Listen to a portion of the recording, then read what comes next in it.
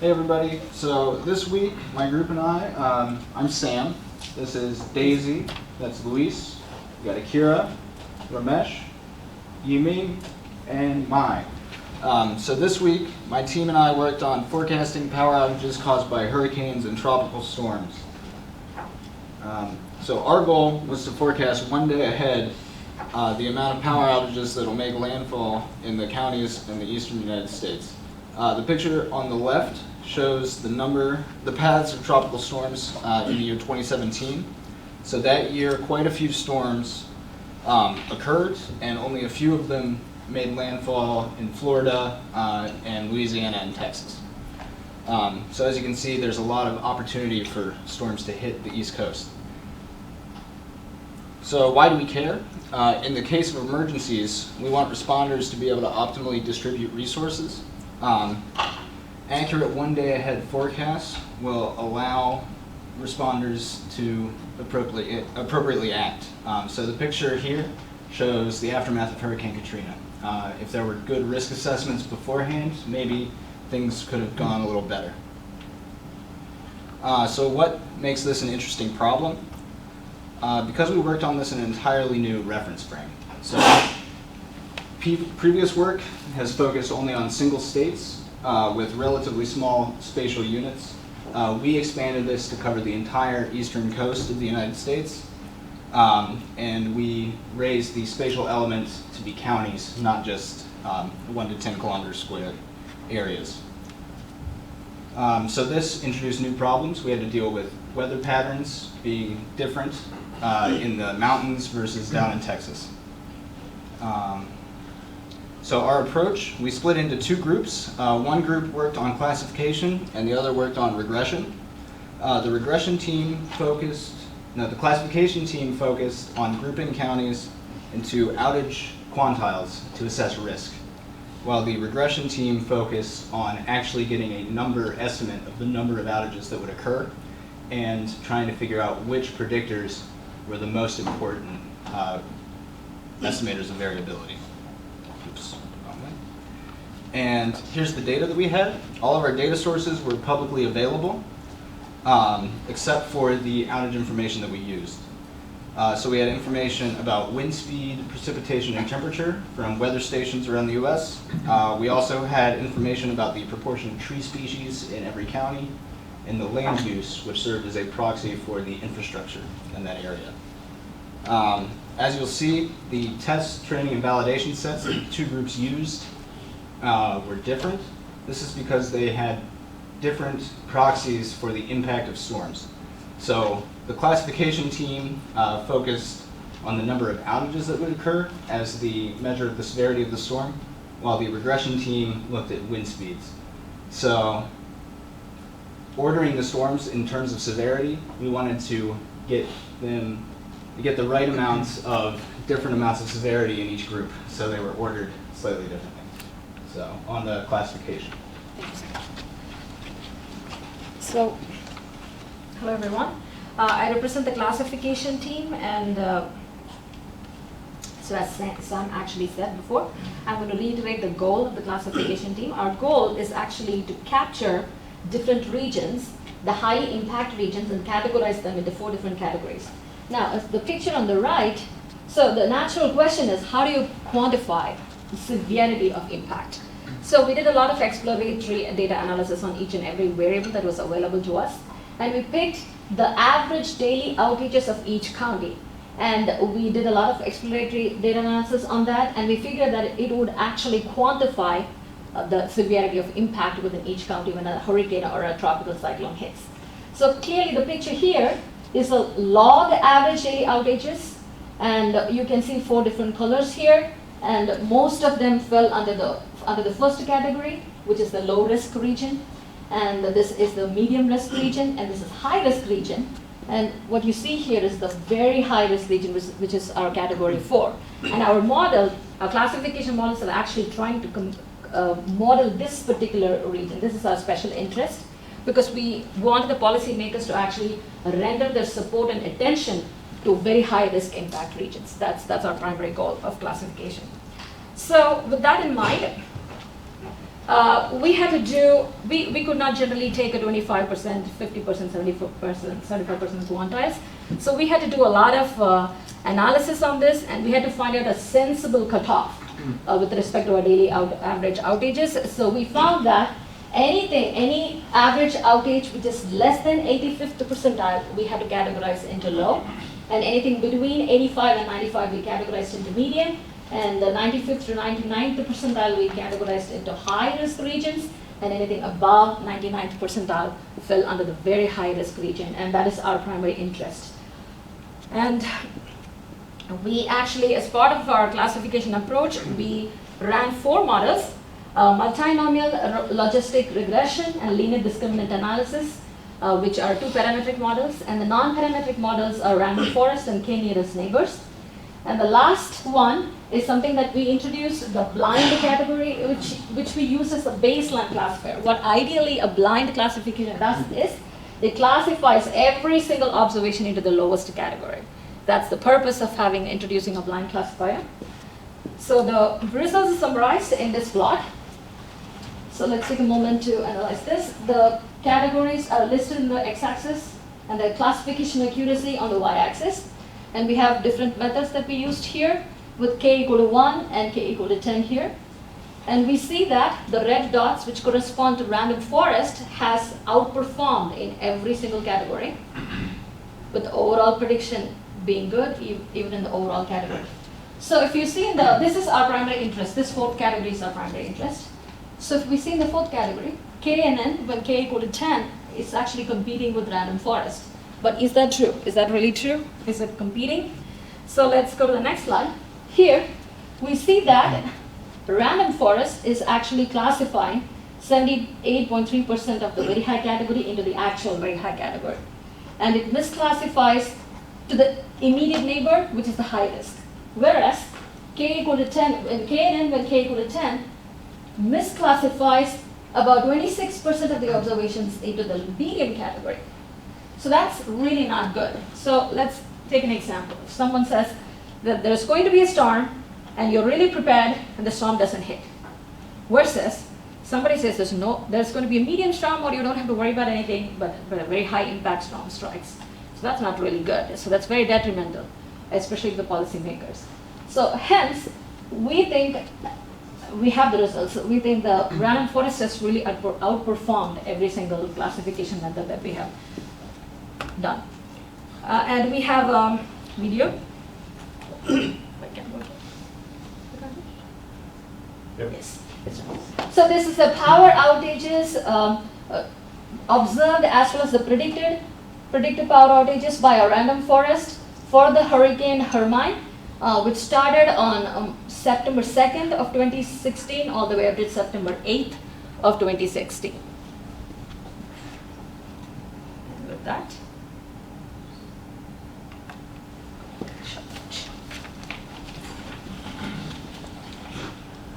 So using the previous model, we basically can produce this risk map, which is very useful because we can now single out those counties that are at higher risk level or are more exposed in case a hurricane were to hit today.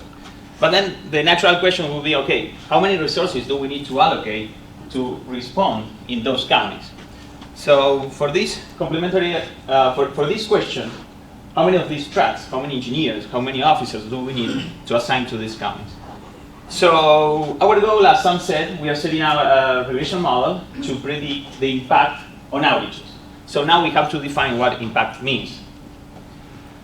But then we want to run this model for different counties, because in different counties, this will a storm may hit differently and the impact may be different. So we need to sort of find out which are these county-specific characteristics that we want to consider in our models. And then we want to characterize the hurricane. So depending on the characteristics of the hurricanes, the impact on the outages will be different. So we need to identify which are these characteristics, these storm-specific characteristics that we want to consider in our model. To characterize the counties, we first define what we call the typical number of outages, which is basically the outages you see every day on your county because things just break So you see every day you always have some outages, and we estimate these using the historical median number of daily outages, considering only those days where there were no weather events as we defined previously. But then we want to consider other county-specific characteristics, for example, forestry, and we have data from the tree inventory. We have the tree inventory data, and then also counties have different land usage characteristics, and that we expect to be related with the impact of a storm on outages. So we are trying to use as well the land usage inventory data. The challenge is it's not evident how to use that data to predict the effect on outages. So our approach was, we are using what we call unsupervised learning, which is basically we want to group counties, we want to assign counties into different groups based on their similarities. In this case, in the plot to the left, we want to assign these counties into 6 groups based on the kind of trees this county have. And in the map to the left, we are assigning these counties into 6 groups based on the characteristics of the land usage. For example, counties where there is more percentage of area devoted to high density population areas, for example, with respect to counties in basically agricultural areas or rural areas. What we find here is that this very clustering algorithm, which doesn't know, we don't feed it with any kind of geolocation data. They just don't know how adjacent these counties are. They will discover very nice patterns. Just because, in this case, just from the tree data, we can see, for example, that one group, all these counties were assigned as a coastline. And all these counties were assigned to the mountains. So our model, even if we don't feed it geolocation data, just because of the distribution, the spatial distribution of trees, which is very smooth, will sort of group these counties all together and say, okay, we have these 6 groups based on the similarity. We also are considering a large number of variables to characterize storms. Some of them are basically empirical measurements from NOAA. Others are basically simulation data from physics-based model. I'm going to skip this, but it's all written on the report, just for the sake of time. And we had to define impact, right? So how do we predict impact? Well, we first need to define what impact is. And we came out with different definitions, but we want to identify those definitions that are most predictable, because this is, in the end, a predictive model, right? And we end up choosing log ratio, which in our analysis ended up being the most predictable, which is basically the ratio is the ratio of outages when the county is hit by a storm with respect to the number of outages that you typically see on your county. So it's a ratio, and we picked a ratio because we expect the effect of the storm to be multiplicative. But then we take the log, because we see this follows an exponential distribution, and basically this is very evident because we typically see many days with very low count, but then we see a few peaks. So this is very typical of exponential processes. So this is why we take the logarithm. So this is the best model. We tried random forest with different inputs configuration, different outputs variables, these definitions. And we found that out of sample, based on the coefficient of determination, the R-squared, the best model is a random forest where the inputs are weather conditions, which are all these variables Sam mentioned before, tree and land usage, these maps I showed you a minute ago, geolocation, and this information, these characteristics of the storm based on some physics-based simulation storm wind model. And the output here is the log ratio as I just explained. The results? Well, from the main definition of impact, we found out that the log ratio is not only it makes sense just to interpret this phenomenon, but also it is the easiest to predict. And then we found out that the first order factors to predict the number of outages are temperature, wind speed, and precipitation in that order. And then based on this model, we can create this data-driven relationship or estimated empirical relationships between our variable of interest, which is the log ratio, what we are trying to predict, and every one of the factors that we were considering to predict the impact in case of a storm. So for example, we see empirically, this is data-driven, this is not a physics-based model. We see, for example, that precipitation is important, definitely, but there is a ceiling at some point. So there might be some thresholding, for example. And then we see that the dependence with wind, and don't try to interpret this just out of the cloud, because we are running a few preprocessing methods, basically PCA in this case. But we see that the effect of the storm has like a different profile. So we see a few plateaus. We could talk here about a piecewise relationship or thresholding. This gives a lot of information for future work. So in summary, our goal was to predict the impact on outages of any cyclone storm hitting the county. We proposed two approaches. These are complementary. One approach is the classification model. It's very useful to single out the counties that are at high risk, and it has a better accuracy, predictive accuracy. And then we have the regression model, which is useful to quantify the resources that will be needed to assist those counties. And also it's very useful to understand a data-driven understanding of this very complex process underlying this situation. Of course, the price is that it is less accurate than the classification model. And then to end, we have the perfect model, which is just prepare for everything, and you won't miss it. So you're prepared for everything. Yes. Questions? Thank you.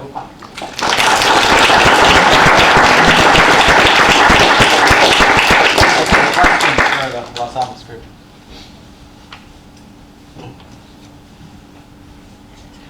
Go ahead. Me? Yeah. So it seems like both of the models that you selected for the respective approaches were random forest models, right? Not bad. Right. So I guess now it's a bit harder to think about the relationships between these inputs and our output, right? You get some sense of variable importance, but you lose some of this kind of nice structure that you might get from a nicer model. I guess maybe two questions here. First is, did the random forest suggest like important interactions that might be happening between these different covariates that were ranked as being highly important? And I guess the second question is, how do you feel about that trade-off between getting really nice predictive accuracy, but you're kind of losing this nice model? So I guess I can approach this at least from the regression point of view. So definitely, we're using random forest. If you're not very aware of what random forest is, it's not a linear regression. Linear regression is super easy to interpret, right? You just capture, I mean, if everything were just smoothing this world, with a linear regression, you would capture the first order effect of everything. These models are very easy to interpret, but then these models, which is random forest, quite it's more complicated to explain, and you don't really get like a real feeling of how things work inside this sometimes called black box. These have better predictive power, and this is because they consider many interactions, nonlinearities in many different ways. So here the first goal is prediction. So the first goal is not interpretation, right? Second, this is completely data-driven. So here we are not making any assumption that would help us interpret based on physics or based on just the knowledge of how weather works and all this stuff. But the thing is, we still have a few tools to get some ideas. So just to go to the point to your question, yes, there are many interactions here. So precipitation and wind, they clearly interact. So it may rain, and that's harmful for the outages. If it's a windy day, that's harmful, but if it rains, you get flood, and if it's windy, you get the two effects combined. So that's even worse, right? And we have not even considered that actually the lines, the power lines, are a network. So when you get hit by many factors, all these all these nodes in the networks are clearly correlated. But we have a few, you mentioned various importance. We have tools for assess that, to assess that, and then we have this partial dependence plot, which is the way you would interpret probably a linear model, which is, okay, how would you change prediction if you just change one variable? Okay, next questions. One more question. I have a question.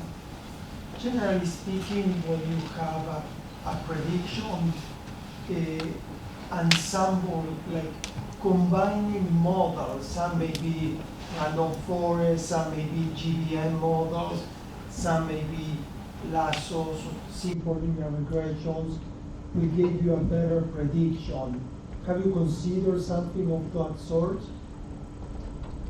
Well, definitely. So we definitely agree that having an ensemble of models is better. Usually if you get models that they predict the same, but the predictions are good in some subspaces, not good everywhere, and in those spaces they are not correlated. So that is basically where you get most of the power of this ensemble learning.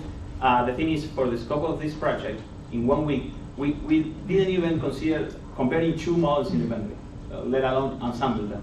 But it's, I mean, yeah, next step would be, let's check here where we failed the most, and let's find a model that performs better there. For example, some spatial relationship or something like that. Can squeeze in one more, yeah. Okay, so based on what you learned working, trying to develop this method for a geospatial data set, what the data you're using is what we would consider like the low-level data coming out of the model, so the wind speed, precipitation.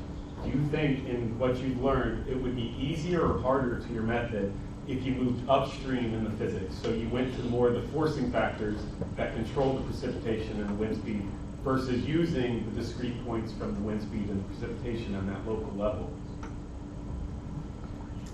I think it would be harder. Yes. Why? Well, it seems like wind, if what we're exactly trying to predict is damage to like the power system, wind and flooding are pretty good predictors. If we moved upstream, I think we might lose some of that focus on those. You know, but I think it'd be interesting from the point of view that these measurements, one of our complaints is that data is not only not that large, it's not that big as we would like to, based on the textbooks, but also it's very noisy. Now, if those physics-based models would give less noisy data, perhaps we need a more complex model, because with having all these summaries from empirical data, we don't have to account for all the nonlinear relationships that you probably have in those founding factors or fundamental factors. So we will need to account for all this complexity, but maybe we can produce better predictors just because they might be less noisy. Okay, now we're, yeah. I think that's it. Let's thank